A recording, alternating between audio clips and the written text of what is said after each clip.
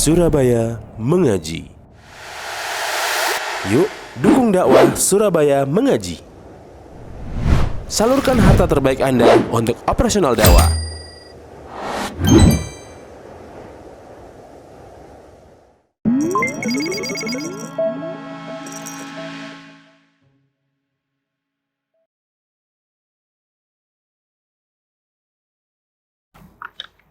Assalamualaikum warahmatullahi wabarakatuh. Innal hamdalillah nahmaduhu wa nasta'inuhu wa nastaghfiruh wa na'udzu billahi min shururi anfusina wa min sayyiati a'malina. May yahdihillahu fala mudilla lahu wa may yudlil fala hadiya lahu. Asyhadu an la ilaha illallah wahdahu la syarika lah wa asyhadu anna Muhammadan abduhu wa rasuluh. Ya ayyuhalladzina amanu taqullaha haqqa tuqatih wa la tamutunna illa wa antum muslimun.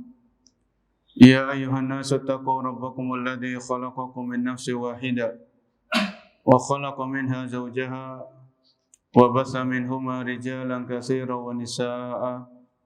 Wattaqullaha alladzi tasaaluna bihi wal arham. Innallaha kana 'alaikum raqiba.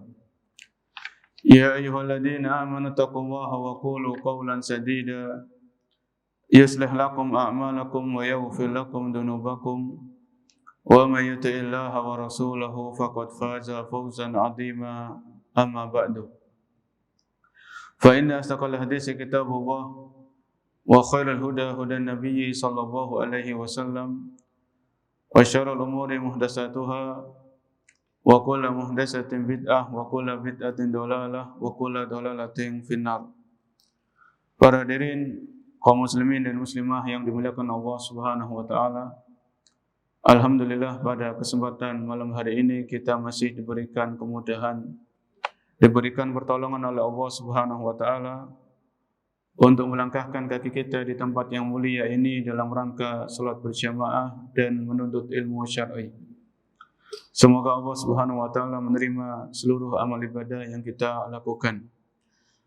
Salawat dan salam semoga tetap tercurahkan kepada suri tauladan kita, yaitu Rasulullah sallallahu alaihi wasallam, beserta kepada keluarga-keluarga beliau, para sahabat-sahabat beliau, dan juga orang-orang yang senantiasa istiqomah di atas tuntunan beliau sampai hari kiamat. Para hadirin yang Allah muliakan, kembali kita melanjutkan pembahasan dari kitab Matan Nabi Syuja', yaitu sebuah kitab fikih dalam madhab Al-Imam Asy-Syafi'i rahimahullahu ta'ala. Pada kesempatan yang sebelumnya kita telah membahas bersama, yaitu tentang masalah seputar mahar atau mas kawin. Ya, bahwasanya mahar ini adalah sebuah kewajiban yang harus ditunaikan seorang suami kepada istrinya. Ya. Dan mahar ini bisa berbagai macam bentuk. Ya. Bahkan saking pentingnya mahar ini, di zaman Nabi SAW itu ada seorang sahabat yang sahabat ini pengen nikah. Ya, pengen ngepet untuk nikah. Kemudian Rasulullah SAW bertanya, apakah kamu punya sesuatu untuk jadikan mahar? Laki-laki atau sahabat ini menjawab, saya tidak punya apa-apa. Kemudian Rasulullah menyuruh, memerintahkan laki-laki tersebut untuk mencari iltamis walau khataman min hadid. Coba kamu cari, walaupun cincin dari besi. Sahabat itu mencari dan nggak ketemu, memang nggak punya apa-apa. Akhirnya Rasulullah SAW menikahkan sahabat ini, yaitu laki-laki tersebut, dengan seorang wanita, dengan maharnya adalah mengajarkan Al-Quran.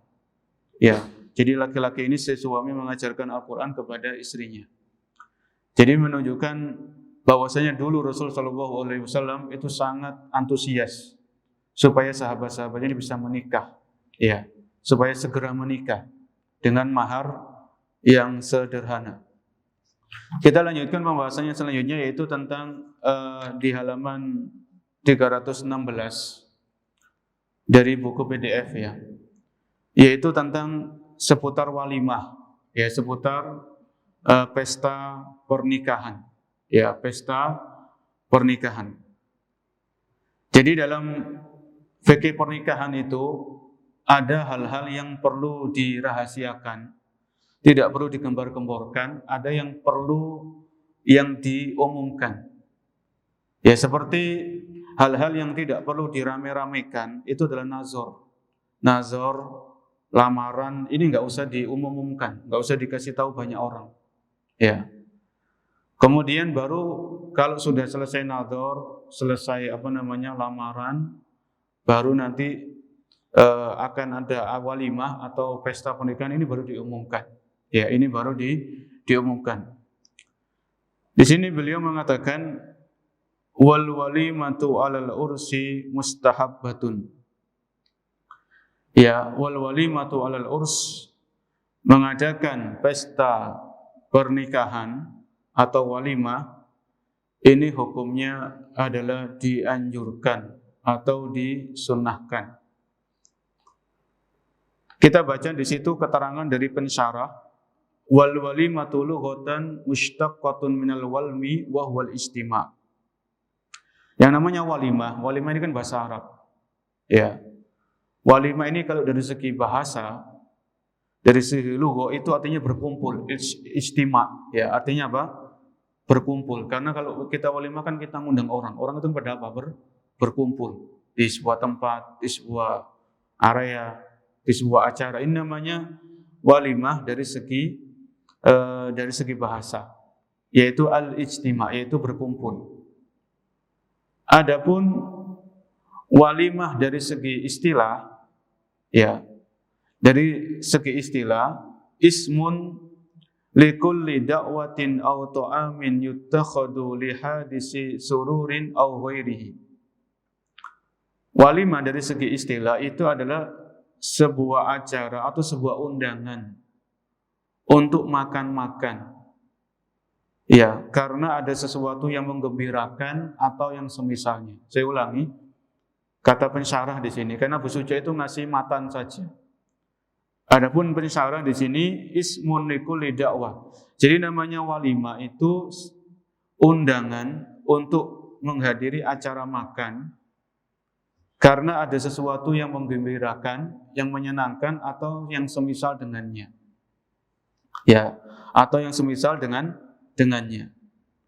Oleh karenanya di masyarakat kita yang namanya walimah itu bukan hanya walimah pernikahan atau pesta pernikahan.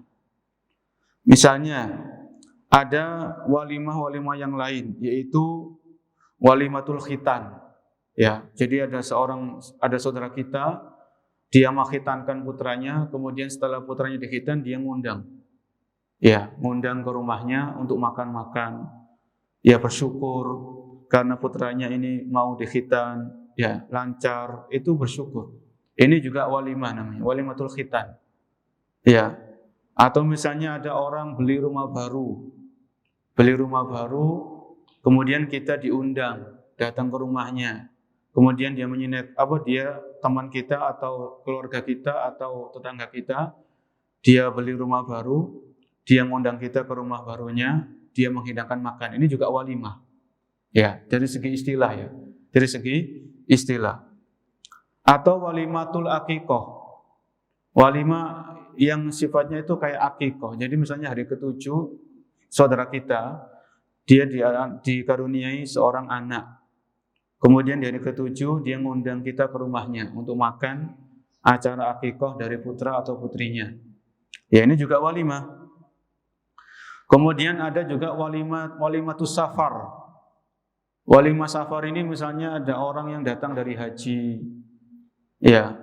Kemudian kita diundang ke rumahnya dalam rangka bersyukur kepada Allah karena safarnya lancar, perjalanannya nggak ada hambatan. Ini juga walimah. Biasanya kan di situ dihidangkan makanan. Ya, walaupun kita nggak harap-harap ya, kalau situ nggak ada makannya ya sudah kan gitu. Pokoknya kalau berharap sama manusia itu kan kecewa nanti. Tak kira no panganan itu ternyata nggak ada. Ya sudah, salah sendiri kenapa kita berharap kepada manusia. Kalau dihidangkan, makan, kalau nggak ada, nggak usah nanya-nanya, nggak usah berharap kan begitu. Kemudian walimatus safar ya, walimah safar. Ada juga acara undangan walimah, misalnya saudara kita anaknya lulus sarjana, habis wisuda kita diundang makan-makan. Ya, jadi ini dalam masyarakat kita memang ada seperti hal itu ya, berbagai macam namanya walimah. Ya. Kemudian dari sekian banyak walimah yang kita sebutkan tadi, walimatul khitan, ada walimah aqiqah, ada walimah safar. Yang wajib kita hadiri itu adalah walimah pernikahan. Ya. Yang lain selainnya itu hukumnya disunahkan atau dianjurkan. Ya.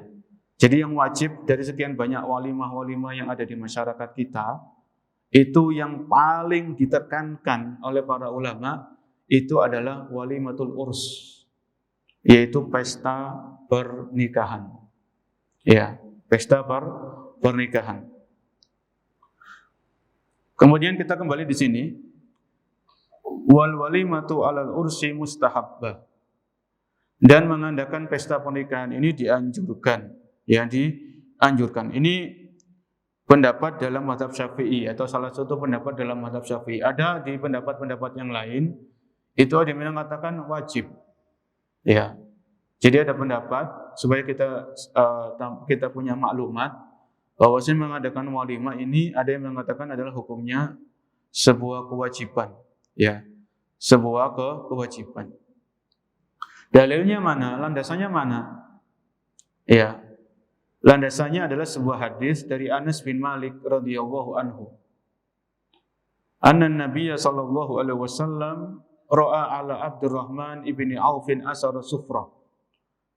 Dalam hadis riwayat Anas, pernah suatu saat Nabi sallallahu alaihi wasallam itu melihat salah seorang sahabatnya, yaitu namanya Abdurrahman bin Auf. Abdurrahman bin Auf ini salah satu sahabat yang dijamin surga. Ya. Maka Abdurrahman bin Auf ini waktu itu ditemui sama Nabi. Nabi bertemu dengan sahabatnya yang namanya Abdurrahman bin Auf radhiyallahu anhu. Dan di pakaiannya Abdurrahman bin Auf ini ada semacam bekas-bekas warna kuning. Bekas-bekas parfum wanita. Ya, bekas-bekas parfumnya seorang wanita. Kemudian Nabi bertanya, "Faqala ma hadza? Apa ini wahai Abdurrahman? Ini bekas apa?" Kalau bahasa kita kan kayak gitu. Maka Abdurrahman bin Auf radhiyallahu anhu mengatakan, "Tazawwajtu imra'atan ala wazni nuwatin min dhahab." Aku menikah dengan seorang wanita ya Rasulullah dengan mahar sekian emas, sekian gram emas lah, pokoknya mahar emas murni. Ya. Kemudian Nabi mengatakan, "Barakallahu laka." Semoga Allah memberikan keberkahan kepada engkau. Kemudian apa kata Nabi? Aulim walau bisyatin. Adakan pesta pernikahan. Adakan pesta pernikahan walaupun hanya dengan menyembelih seekor kambing. Rawahul Bukhari. Hadis ini riwayat Bukhari. Hadisnya hadis yang sahih. Maka dalam hal ini, kalau kita perhatikan redaksi hadis tersebut, Nabi SAW memberikan perintah. Dan pada asalnya hukum sebuah perintah itu adalah kewajiban. Kecuali kan nanti kalau ada dalil yang lain yang menjadikan perintah ini menjadi mustahab atau dianjurkan. Ya. Jadi modelnya dalam hal ini Abdurrahman bin Auf beliau menikah dengan seorang wanita. Ya, kemudian beliau belum adakan walimah. Ya, belum kalau bahasa kita belum mengumumkan pernikahannya. Ya. Belum mengumumkan pernikahannya kepada sahabat-sahabat beliau yang lainnya. Ya. Maka ketika Nabi bertemu dengan Abdurrahman bin Auf, maka beliau bertanya, "Apa ini?" Ya. Maka Abdurrahman menjawab, "Aku sedang menikah ya Rasulullah dengan seorang wanita dengan mas kawin sekian." Akhirnya Nabi memberikan perintah, memberikan petunjuk, adakan walimah. Walaupun dengan menyembelih seekor kambing. Ya. Jadi di sini kita mengambil sebuah pelajaran juga para hadirin yang Allah muliakan, bahwasanya dengan mengadakan walimah itu adalah untuk mengumumkan kepada banyak orang bahwasanya kita ini sudah menikah. Kan pada dasarnya nikah itu kan cukup wali sama 2 saksi kan begitu ya. Ada wali, ada 2 saksi, ada mas kawin. Kalau nikahnya sesuai dengan perundang-undangan ada petugas dari KUA. Itu cukup. Ya. Itu cukup untuk sahnya cukup. Tapi kan orang kan belum banyak yang tahu kan gitu kan begitu. Orang belum banyak yang tahu. Ya. Akhirnya adanya syariat, adanya walimah ini supaya seseorang itu mengumumkan kepada orang lain bahwasanya dia itu sudah menikah. Ya. Sehingga tidak dicurigai. Misalnya ya ada orang nikah tapi enggak ngomong-ngomong. Ya, memang nikahnya sah, ada wali, ada saksi, ada pokoknya ijab kabul, ada mas kawin, nikahnya sah, tapi dia enggak ngomong-ngomong. Enggak cerita-cerita. Ya. Kemudian tiba-tiba dia jalan dengan seorang wanita. Kita kan curiga kan. Loh, ini siapa orang ini? Ya, bukan adiknya, bukan kakaknya, bukan bibinya, wanita asing. Kan kita curiga. Akhirnya kita seudon kan begitu. Seudon. Ya. Dan Islam ini menutup pintu itu, semuanya ditutup. Ya, maka adanya syariat walimah ini supaya kita mengumumkan. Ya, mengumumkan kepada banyak orang bahwasanya orang ini sudah menikah. Ya, sudah menikah dan diketahui oleh banyak orang. Inilah yang membedakan antara nikah dengan zina. Zina itu kan biasanya kalau zina nih, kalau orang itu masih imannya itu masih kuat, dalam artian dia tahu zina itu maksiat, zina itu haram. Tapi orang kalau berzina sembunyi-sembunyi kan begitu. Ini kalau orang itu masih ada imannya itu masih ada, dalam artian cuman imannya lemah. Ketika dia berzina itu dia imannya lemah. Tapi kan dalam artian kalau orang zina itu kan dia sembunyi-sembunyi. Ya. Adapun kalau orang nikah, karena nikah itu adalah sebuah syariat, maka apa yang harus disembunyikan? Umumkan kepada orang lain. Kalau misalnya ada seseorang nikah yang kedua, poligami misalnya, ya sudah umumkan kepada orang. Saya nikah yang kedua kali. Misalnya seperti itu. Jangan disembunyikan. Jangan dirahasiakan. Karena nih orang bisa seudon, bisa berusangka, bisa omongan jadi omongan dan lain sebagainya. Kemudian dalam hadis tadi, ya, Nabi menyebutkan aulim walau bisyatin. Adakan walimah walaupun dengan 1 ekor kambing sembelih. Ini kan menunjukkan bahwasanya dalam Islam Rasul SAW itu mengajarkan kesederhanaan. Ya, satu ekor kambing berapa para jemaah? Paling 2,5 juta atau 3 juta, enggak sampai 5 juta lah, sak masae dan sebagainya. Ini kan menunjukkan kan murah, sederhana. Ya, karena sebagian orang ya enggak banyak sih, mungkin ada beberapa orang itu kalau walimah itu megah sekali. Bahkan utang bank, utang sana, utang sini. Setelah habis walimah bingung, anaknya enggak punya uang untuk kehidupan sehari-hari, kan repot juga para jemaah. Ini terjadi, saya baca di medsos itu kadang ya berita-berita itu kan muncul dan sebagainya. Sampai utang sana, utang sini. Sederhana saja, pokoknya umumkan. Ya.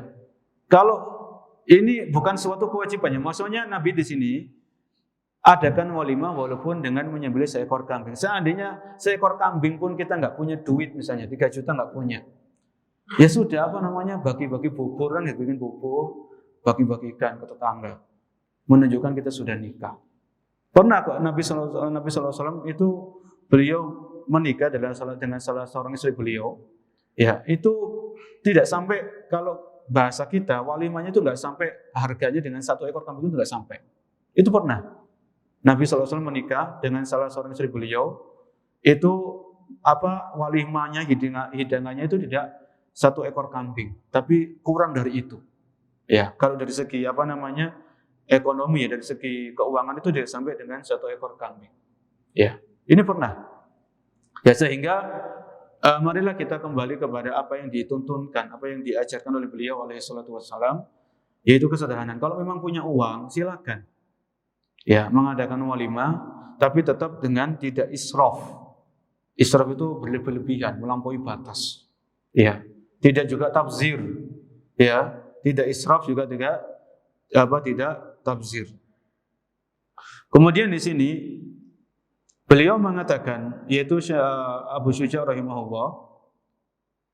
Jadi walimah kalau di mazhab Syafi'i itu hukumnya sunnah. Ya. Kalau kita mampu usahakan ada walimah. Ya. Untuk keluar dari perbedaan pendapat apakah wajib apakah sunnah, adakan saja walimah. Ya, adakan saja walimah. Wal ijabatu ilaiha wajibatun illa min udrin. Kata Abu Syuja, ya, dan memenuhi undangan walimah itu hukumnya wajib, kecuali kalau ada uzur, ya, kecuali kalau ada uzur, ya. Jadi kalau kita diundang, maka memenuhi undangan walimah pernikahan, pesta pernikahan itu hukumnya fardu ain, ya. Tapi nanti akan dijelaskan, ya, karena memenuhi undangan yang fardu ain ini kayak gimana? Ada kriteria-kriterianya. Yang pertama, ini kita ambil dari referensi yang lain, ya, dari beberapa referensi. Yang pertama, yang mengundang adalah seorang muslim. Yang mengundang adalah seorang muslim. Jadi misalnya kita punya tetangga, dia non-muslim. Dia menikahkan anaknya, ngundang kita nggak wajib hadir. Hadir silakan, nggak hadir silakan. Tapi kalau yang ngundang itu muslim, kita harus datang. Ini yang pertama, kata para ulama. Yang kedua, adalah undangannya itu tertuju kepada individu tertentu. Misalnya kita dikasih undangan, kan ada namanya, kan begitu ya? Ada namanya, jelas nama kita di situ. Maka di sini kita wajib hadir. Tapi kalau undangannya misalnya umum, ya, habis Jumatan gitu takmirnya, ini saudara kita ngadakan walimah, bagi yang bisa bapak-bapak jamaah di sini diundang. Ini kan undangnya apa? Umum, bukan tertuju kepada person individu tertentu. Maka di sini nggak wajib. Kalau yang wajib itu dalam artian undangan ini ada namanya, nama kita cantumkan di situ. Atau undangannya kalau zaman sekarang via japri, kita dijapri sama orang, sama teman, sama kerabat, sama tetangga. Mohon maaf saya belum bisa ngasihkan undangan secara fisik. Ini saya undang Anda secara japri misalnya. Ini juga wajib, ya. Karena itu sudah tertuju dengan jelas. Kalau di japri ini berarti jelas undangannya, tertuju kepada kita, ya. Kemudian undangan yang wajib adalah di hari yang pertama. Misalnya ada orang itu mengadakan walimah beberapa hari, hari pertama, kedua, ketiga. Yang wajib ini hari pertama ini. Ya, hari pertama itu langsung kita hadiri. Kemudian walimah yang wajib kita hadiri, kemudian hari pertama yang berikutnya adalah tidak menyusahkan. Ya, tidak menyusahkan. Misalnya ada teman kita di Bali kan gitu, ngundang kita. Kan namanya harus ke Bali kan butuh transport kan gitu ya. Butuh paling nggak pesawat atau bis kan gitu. Ini namanya menyusahkan dalam artian, ya mohon maaf saja, saya mohon maaf ini jauh, saya doakan dari Jawa aja kan gitu ya. Minta maaf, karena memang jauh, mau gimana lagi.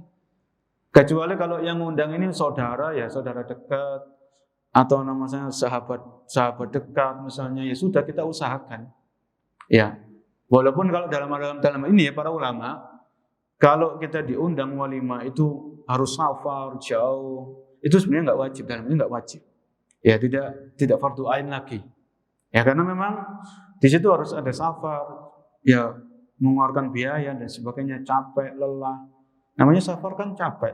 Walaupun pakai pesawat tetap ada rasa capek, lelah itu ada, sedikit banyak tetap ada biasanya. Ya. Kemudian termasuk kriteria walimah yang wajib dihadiri adalah yang mengundang ini adalah orang-orang yang bukan berpenghasilan dari cara yang haram. Ya, jadi kalau kita diundang orang, undang walimah nikah, maka kita, ya paling enggak kan kita tahu siapa yang mengundang ini kan kita tahu. Oh orang ini penghasilannya haram, ya sudah nggak usah hadir, nggak wajib. Ya, jadi kalau kita tahu betul orang yang ngundang ini penghasilan dari cara yang haram, ya dominan yang haram, maka jangan hadir. Karena pasti makanan yang diangkat dari cara yang haram juga kan begitu. Kecuali kalau masih campur-campur, oh orang ini kita tahu dia ada memang penghasilan yang haram ada, tapi dia juga punya usaha yang halal. Ya sudah kita datang nggak apa-apa karena masih mukanya. Ya. Jadi niatkan kan kalau bisa kita ibadah itu 24 jam. Setiap aktivitas kita bagaimana caranya kita bisa dapat pahala. Sampai dalam menghadiri walimah. Kita niatkan apa? Niatkan ibadah. Saya menghadiri dalam hati ya. Dalam maksudnya saya menghadiri walimah ini melaksanakan perintah Allah dan Rasulnya. Ya. Untuk menggembirakan saudara saya. Karena kalau kita datang, orang yang mengundang itu kan senang kan. Itu pahala juga di situ. Itu nilai pahala di situ. Ya, memasukkan kegembiraan kepada hati seorang muslim itu bernilai pahala. Ya. Jadi ini niat juga, ya niat melaksanakan perintah Allah dan Rasulnya, niat memasukkan kegembiraan kepada hati seorang muslim karena dia mengundang, kita menghadiri undangannya itu dia akan senang, dia akan gembira. Ya. Kemudian ini yang pertama. Jadi tata niat dalam menghadiri walimah, menata niat. Yang kedua, kalau kita diundang itu cuma satu saja, satu nama. Jangan mengajak orang lain yang enggak diundang. Kan begitu ya? Wong diundangnya cuma nama kita. Lah kita kok bawa pasukan, kan repot juga. Kasihan orangnya. Iya, bawa pasukan, bawa teman, ketemu di jalan, mau kemana? Mau ke walimah? Melok tak? Ayo melok loh. Enggak diundang, ini enggak diundang, jangan. Kecuali kita minta izin dulu kepada yang mengundang. Iya, ini termasuk adab ya, termasuk adab. Dalam menghadiri walimah itu, yaitu kita jangan mengajak orang. Ya, kalau memang orang ini bukan orang yang diundang. Ya, khawatirnya nanti kan hidayahnya kan sudah dipaskan sama undangan kan gitu. Nanti di sana akhirnya ada orang yang nggak bisa makan karena diambil haknya sama orang lain yang tamu-tamu nggak diundang, yang berbahaya. Ya. Kecuali kalau kita ajak sampai di tempat, kita izin kepada orang yang undang. Ini mohon maaf saya ngajak teman saya. Ya sudah, nggak masalah. Iya, ini perlu kita perhatikan. Karena disebutkan, ya pernah terjadi di zaman para salaf, ya ada seorang pria yang baru menetap di kota Madinah bernama Syuaib. Ya, dia punya anak, kita ucapkan. Ya, kita mampir ke masjid. Di situ ada takjil, ada air mineral, ada kola, ada apa. Maka doa ini, Allahumma at'iman at'amani wasqi man saqani. Ya Allah, berikanlah makan kepada orang yang memberikan makan kepadaku dan berikanlah minum kepada orang yang memberikan minum kepadaku. Ya. Ini tadi ada juga redaksi-redaksi yang lain banyak ya. Yang di situ Nabi SAW mengajarkan kepada kita untuk mendoakan orang yang mengundang kita dalam makanannya, dalam undangan yang di situ ada makanannya, yang ada konsumsinya. Ya. Kemudian di sini yang berikutnya yaitu adab-adab dalam walimah ini disebutkan dalam referensi yang lain, yaitu diperbolehkan dalam hal walimah ini untuk menabuh rebana. Ya, rebana itu yang nggak ada kerincing-kerincing, pokoknya kayak rebana tok gitu loh. Ya. Ya, itu disebutkan dalam sebuah hadis, yaitu disunahkan menabuh rebana pada hari dilaksanakan pernikahan. Ya. Jadi yang boleh itu hanya rebana, bukan alat musik yang lain. Ya. Untuk menunjukkan di situ ada pesta pernikahan, ada pesta pernikahan. Ya. Kemudian juga dalam masalah walimah ini yang tidak kalah pentingnya adalah tetap menjaga sholat. Ya. Tetap menjaga apa? Sholat. Jangan karena nunggui tamu, nunggui undangan, termasuk kedua mempelai ini nunggui tamu, nunggui undangan, ya maka kemudian sholatnya keteteran. Sholatnya diakhir-akhirkan, dimepet-mepetkan, ini jangan. Karena sholat ini sudah ada waktunya masing-masing. Tapi kita dengarkan azan dulu. Insya Allah setelah azan kita lanjutkan sedikit. Wallahu a'lam bishawab.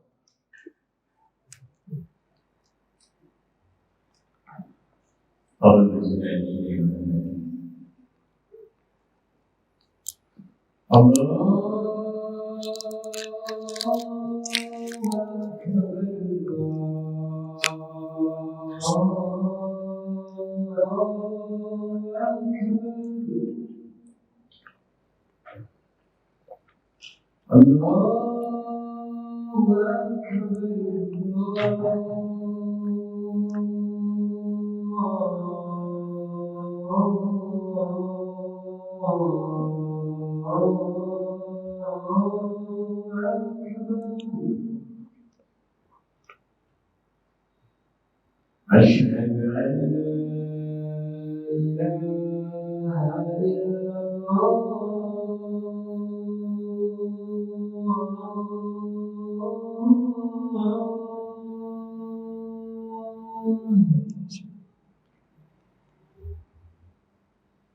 أشهد أن لا إله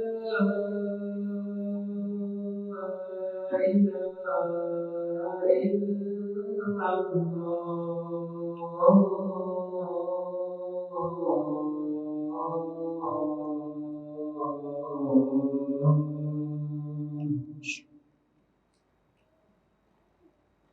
أشهد أن محمدا رسول الله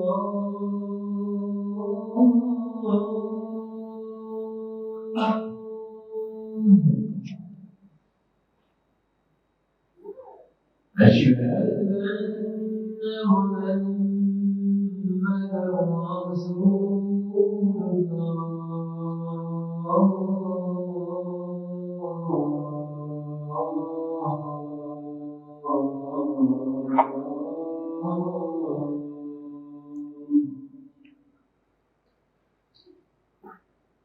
حي على الصلاة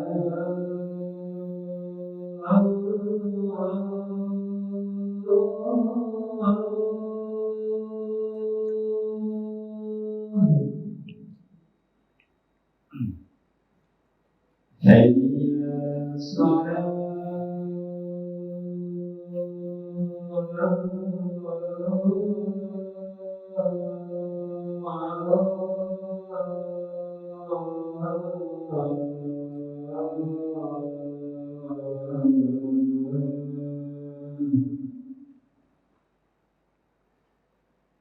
حي على الفلاح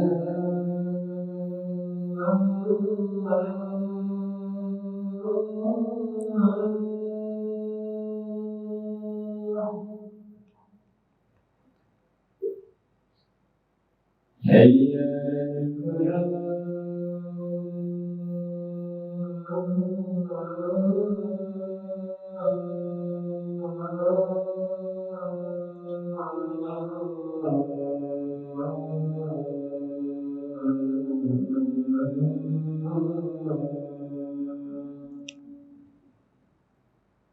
الله أكبر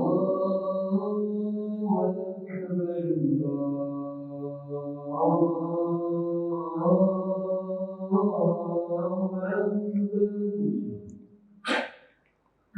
لا إله إلا الله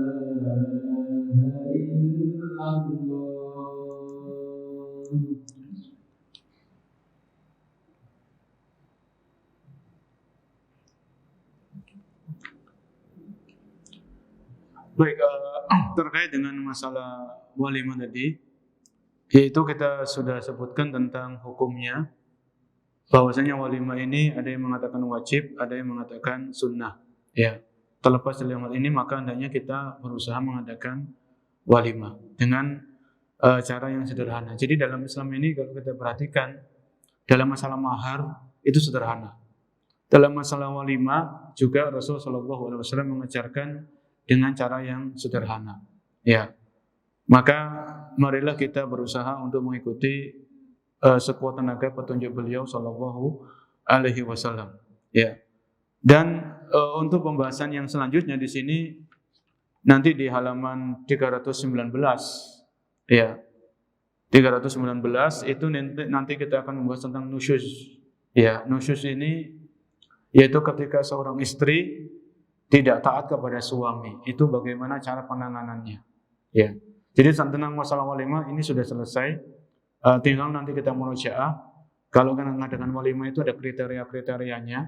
Ya, alhamdulillah sekarang ini juga teman-teman itu sudah mengadakan semacam kayak wedding syar'i dan sebagainya. Itu insya Allah kalau betul-betul bersih dari kemungkaran itu luar biasa. Ya, jadi untuk mensyiarkan Islam bahwasanya walimah itu harus bersih dari kemungkaran, karena ini nanti bisa mendatangkan keberkahan dan lain sebagainya. Dan pembahasan selanjutnya insya Allah di pertemuan yang akan datang, jika tidak ada halangan, kita akan membahas tentang masalah nusyuz, ya, yaitu bagaimana seorang suami menyikapi seorang istri yang tidak taat kepadanya, ya. Karena dalam masalah rumah tangga mungkin terkadang didapatkan seorang istri itu yaitu nusyuz, tidak taat kepada suaminya. Ya, oleh karenanya inilah pentingnya kita mempelajari agama Islam ini. Termasuk anak-anak muda, para pemuda, para pemudi yang akan menikah, maka mereka harus belajar fikih pernikahan, bagaimana mengelola rumah tangga secara Islam, ya. Karena ini akan disebutkan pembahasan selanjutnya tentang masalah nusyuz, bagaimana seorang suami menghadapi seorang istri yang tidak taat atau suka membangkang atau seterusnya. Ya, ini pembahasan selanjutnya. Semoga apa yang kita kaji pada malam hari ini menjadi ilmu yang bermanfaat. Ya, bukan hanya sekedar pengetahuan, tapi betul-betul kita praktekkan dalam kehidupan kita sehari-hari. Semoga Allah Subhanahu Wa Taala menjadikan rumah tangga kaum muslimin menjadi rumah tangga yang harmonis, yang sakinah, mawaddah, warahmah, sehingga semakin banyak umat Nabi Muhammad Sallallahu Alaihi Wasallam. Cukup sekian, kurang lebihnya saya mohon maaf, semoga bermanfaat. Kita akhiri subhanallahi wa bihamdika, asyhadu an la ilaha illa anta, astaghfiruka wa atubu ilaik. Assalamualaikum warahmatullahi wabarakatuh.